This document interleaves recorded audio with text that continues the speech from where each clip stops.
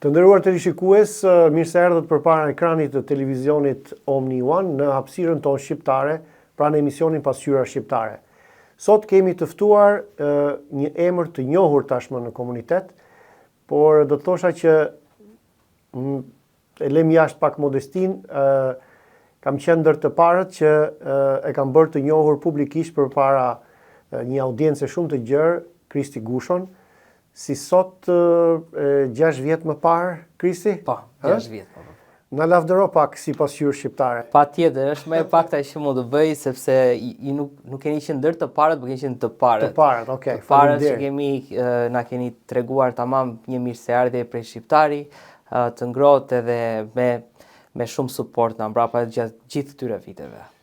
Koha e tregoi që promovimi ka qenë i merituar, sepse unë jam dëshmitar i shumë performancave që ke bërë në komunitet, jo vetëm ti, po bashkë me Eriolën, të dy si çift, ajo këngëtare, ti violinist, në shumë veprimtari shoqërore, në shumë veprimtari familjare, cilësia, organizimi dhe talenti juaj spikat.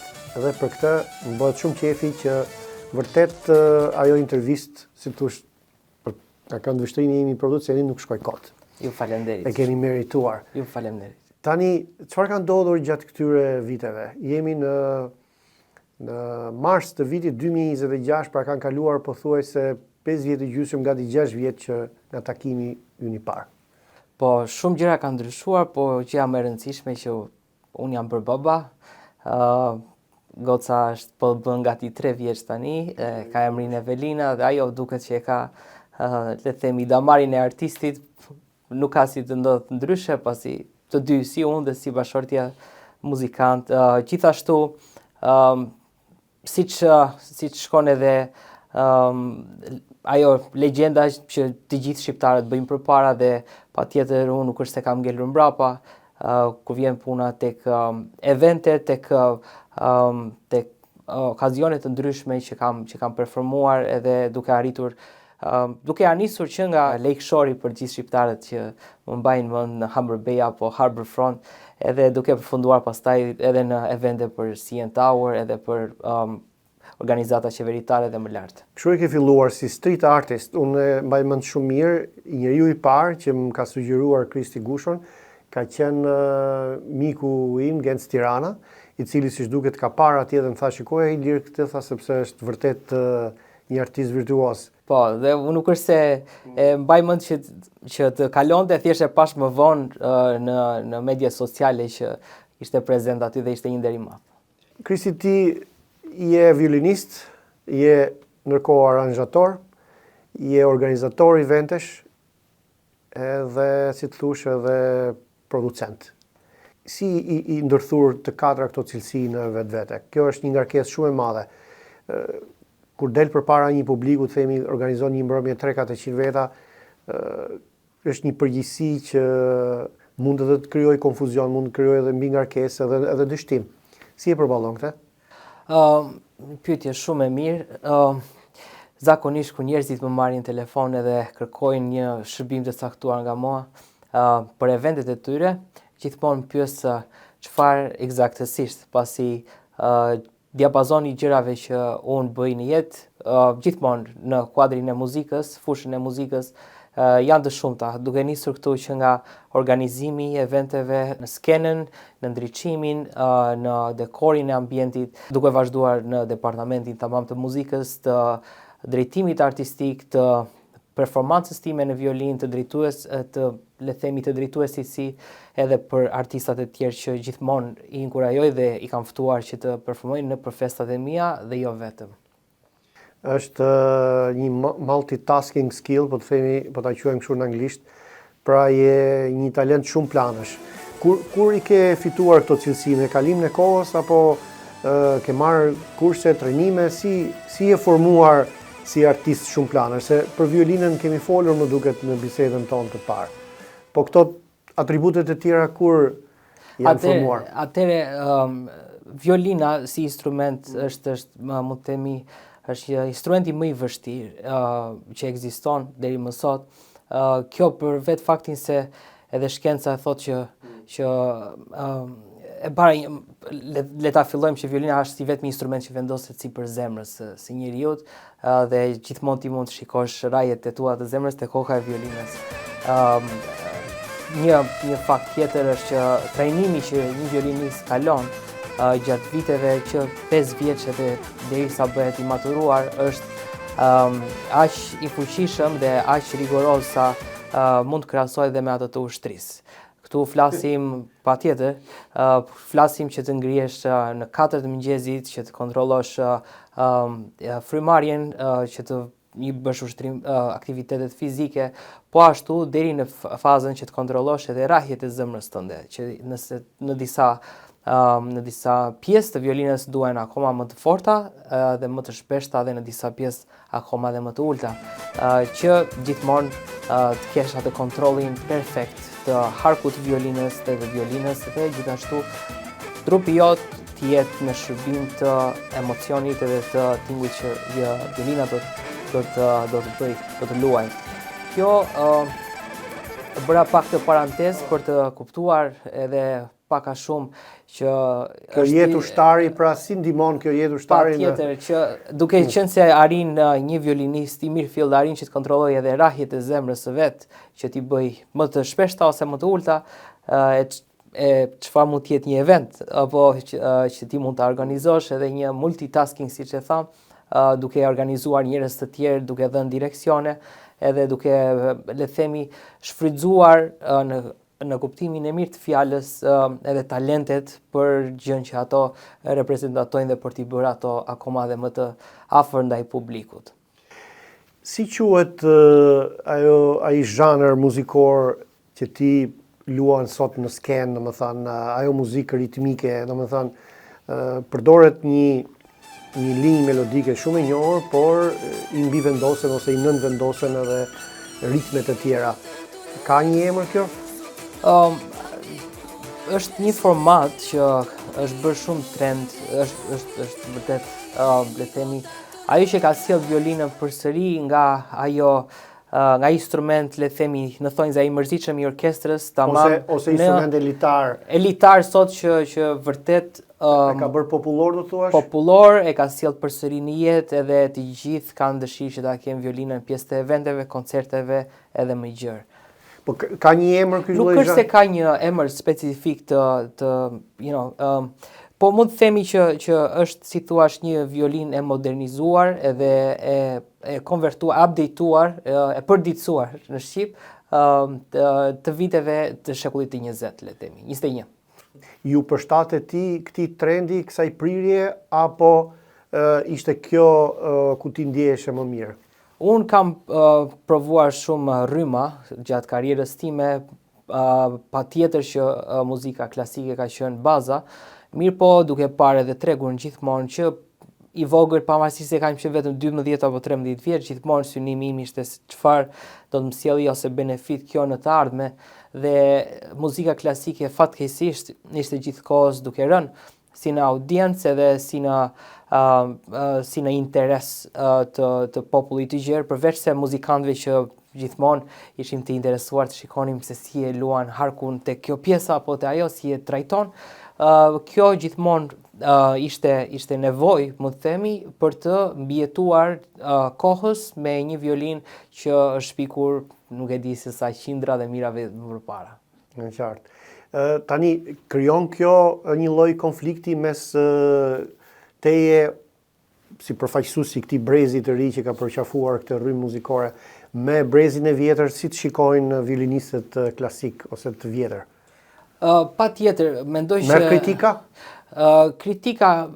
Mendoj që kritikuesi më i madh i Kristian Gushës jam vetë unë.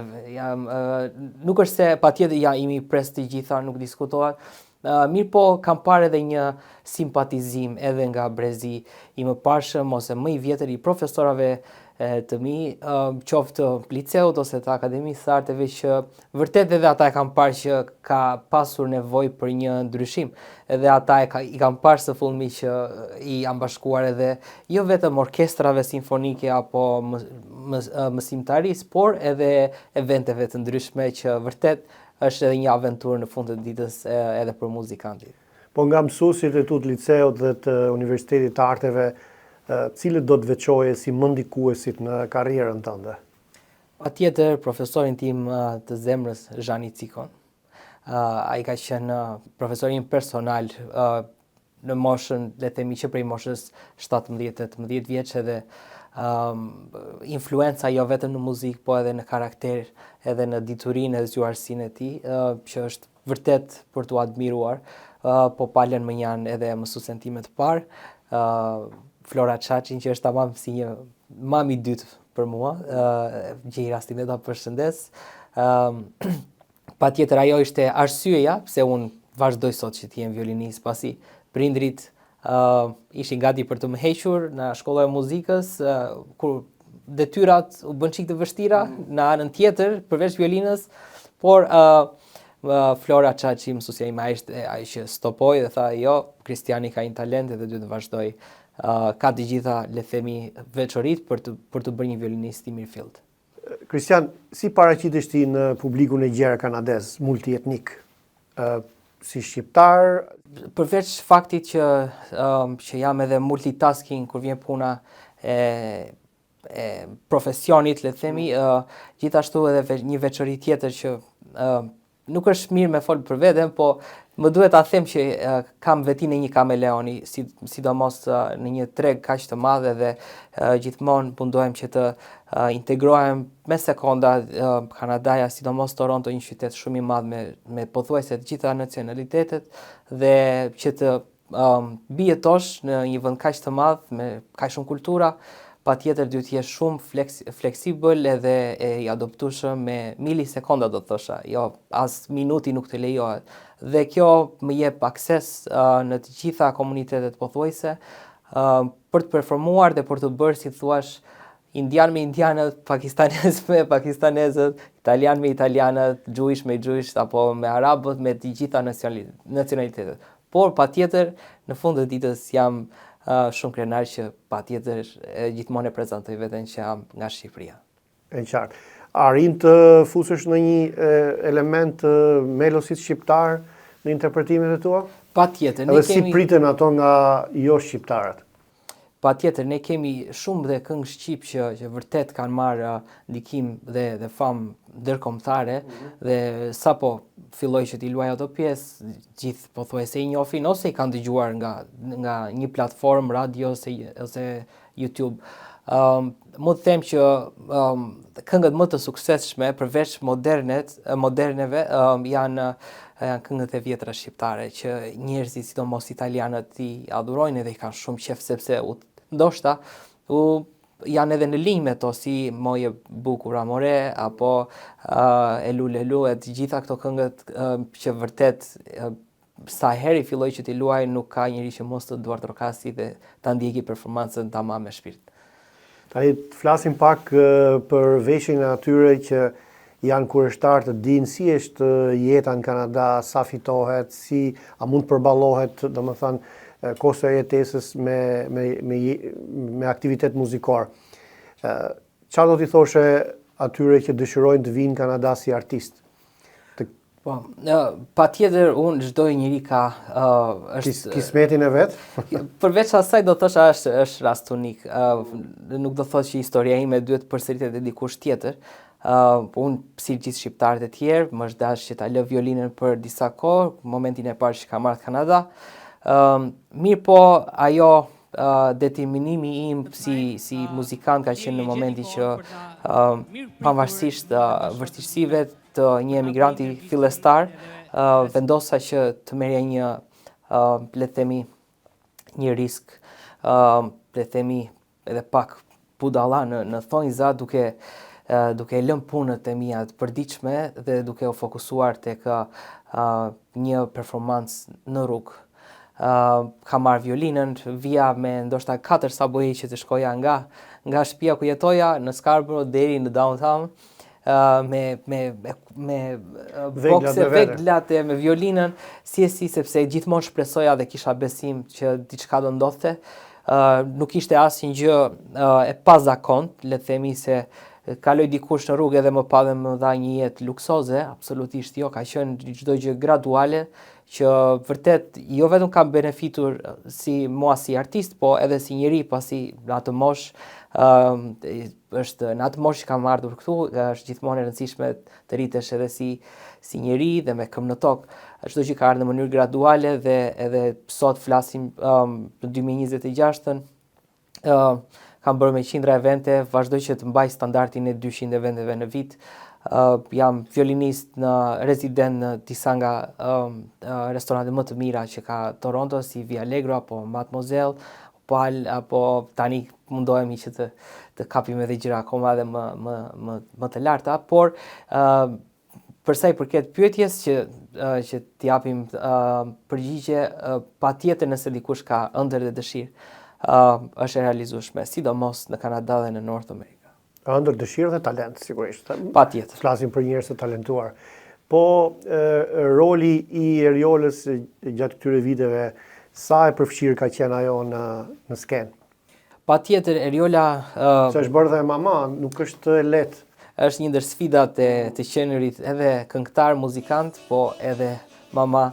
Patjetër që është tërhequr pakës, le të themi, por jo në nivelin që nuk është asgjikundi, ai vazhdon performancat e saj, vetëm se ka pas një vit e gjys, 2 vite pauzë për shkak të lindjes së çupës, por ajo vazhdon, ka qenë gjithkohës, le të themi, suportive, gjithmonë ka besuar te unë duke suportuar njëri tjetrin, se në fund të ditës çdo gjë që kam pasur kam marrë në Kanada, ka qenë vetëm një valizh dhe një violinë. Asnjë kënaqje, kontakt apo premtim nga dikush, vetëm njëri tjetrin kemi pasur. Kemi qenë suport vetëm për njëri tjetrin. Më pëlqeu që në fillim të bisedës kur të pyeta se çfarë ka ndodhur me Krisi Gushon gjatë këtyre viteve, dhe gjën e parë që përmende është që je bërë baba. Pra, mbetet prioritet familja, lindja e një fëmije. Çfarë mendon në këto kohë që po jetojmë, ky prioritet sigur po venitet, sidomos te femrat, ka dalë në plan të dytë, në mos të tretë. Nuk flas dot për publikun apo për kozën e gjerë, le të themi, po gjithmonë e marr nga vetja, si rast unik siç jemi të gjithë, do thosha që familja që jam më e rëndësishme, më me vlerë, patjetër nuk ka event që apo para në botë apo nuk e di karrierë që mund ta zvendçoj dot, se sa rëndësi ka ajo dhe merr në zemrën time si gjë. Pa diskutim, edhe çupat edhe gocat për babin janë gjithmonë më të dashura, edhe kjo vjen edhe akoma dhe më natyrshëm për ta dashur familjen, për ta bërë gjithmonë prioritet. Çfarë mendon se mund të bëhet vajza këngëtare, violiniste, të dyja apo asnjëra? Për momentin është një koktejl i të gjithave, edhe ngelet vetëm për të parë. Është pak herët për të folur, po patjetër që e ka damarin e muzikantit. Krisi, cilat janë planet e tua afat shkurtra dhe afat gjata? Atëherë, afat shkurtra do thosha që kam dëshirë që përveç evenimenteve që kam organizuar dhe kam qenë pjesë e tyre këtu në Toronto, gjithashtu të sjell edhe pak shihen e muzikës klasike ndërtuar dhe me atë moderne, duke i lënë më janë daljet e ushqimeve, apo tavolinat rumullake ose kërcimeve, por duke kthyer pak vëmendjen edhe te arti vërtet, dhe tek le të themi tek ajo gjë që vërtet ka vlerë dhe mbahet më në fund të ditës. Ndërsa për planin e afat gjate, patjetër, tashmë jam edhe pjesa e Amerikës, ku punoj dhe atje. A shkon shpesh në Amerikë që performon atje? Pothuajse në bazë javore, pasi edhe atje punoj në një kish, edhe vërtet jam shumë i mirë pritur, edhe ka qenë tamam një kohë që vërtet erdhi në kohën e duhur, sepse vërtet Kanadaja, Toronto, një qytet shumë busy, shumë i zënë, edhe kur shkoj atje në Michigan, është edhe qetësi, përveç se shkoj edhe dhe të shtëpia e Zotit për mua. Në qartë. Dëshiron të shtosh diçka tjetër? Patjetër, dëshiroj që të shtoj për juve. Oh. Folëm shumë për mua, po kam dëshirë dhe t'ju vlerësimet e mia më të mëdha, ndoshta nuk jam askush i t'ju a them, se i dëgjoni nga njerëz ndoshta më lart se unë, po vërtet keni qenë një suport jashtëzakonisht i madh, sidomos ti Ilir, i papërtuar në çdo event, në çdo me kamerën në dorë, me mikrofonin në dorë, edhe duke finalizuar, le të themi, vitin e kaluar tamam edhe me 23 vjetorin e pasqyrës, ku vërtet ishte më së nder dhe respekt për mua që t'isha pjesë e saj. Edhe vetëm dua t'ju falenderoj edhe vazhdoni të bëni këtë punë që jeni duke bërë për komunitetin. Rofsh, falenderoj shumë edhe unë. Suksese. Faleminderit. Kënaqësi.